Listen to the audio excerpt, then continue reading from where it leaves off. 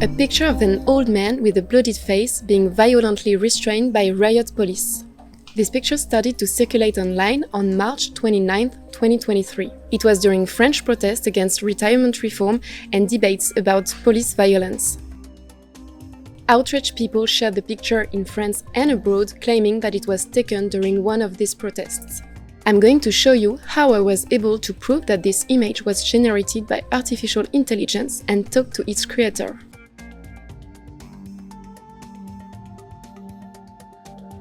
First, to find the true context of this image, I wanted to see where it came from. To do so, I carried out a reverse image search.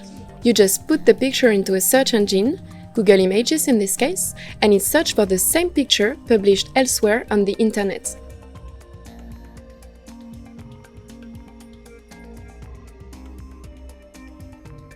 The oldest publication I could find was from 10 days earlier. It was published on a Facebook page criticizing the French retirement reform. This version of the image was much bigger and the quality was better. I was able to pick out details to analyze it better. In the background, for example, you can see more police and trees in front of a typical Parisian building. This higher quality version of the image has clues that make you ask if it's real. The posts and comments suggested that it was in Paris.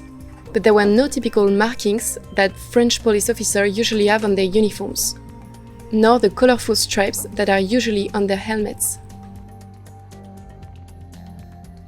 There are also visual abnormalities. One of the helmets worn by the officer further to the left looks broken. The officer on the right has a visor that is much too long.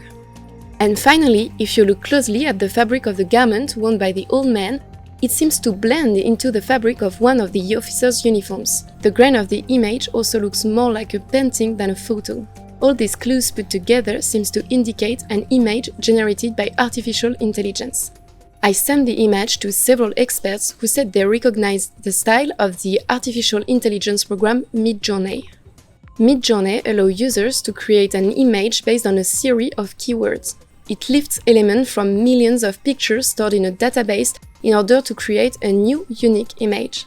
Sometimes you can find traces of the exchanges between Midjourney and its users. So I searched for this picture using keywords like old man, elderly man, police brutality, Paris, but I didn't find any result. Then I decided to run some tests to see if I could create a similar image. I got very similar results, especially for the man's face. It seems to further indicate that the image originated on Midjourney. With all of this evidence, we published the results of our investigation. A few hours later, AFP was contacted by Regis Gonzalez. He identified himself as the artist behind the image. He said he created this image as well as several others in order to make a fake mockumentary that is supposed to take place in 2043. The photo was on the artist's Facebook page as of March 18th, so a day before the oldest result AFP could find. The caption clearly indicated that it was fabricated. The picture was then shared out of context and presented as real. Le but, c'était de faire un faux documentaire sarcastique, on va dire, avec un peu d'humour noir. Alors, donc voilà, j'aurais aimé quelque chose de plus justement contrebalancé, parce que l'idée du documentaire, c'est que c'était des CRS de 98 ans qui se battaient contre des gens de 98 ans. Vous voyez, en ce moment, ce que j'aime m'interroger sur l'image, c'est justement de savoir quelle est la limite, qu'est-ce qui peut être créé. Donc il y avait plein d'indices dans l'image qui montraient qu'elle était fausse. Regis Gonzalez also said that he routinely deletes every picture he makes on Midjourney. That explains why we couldn't find any trace of it on Midjourney. This image is just one of many AI-generated pictures mistaken for real people or events. These include Donald Trump arrested, Julian Assange in jail, or the Pope in a puffer coat.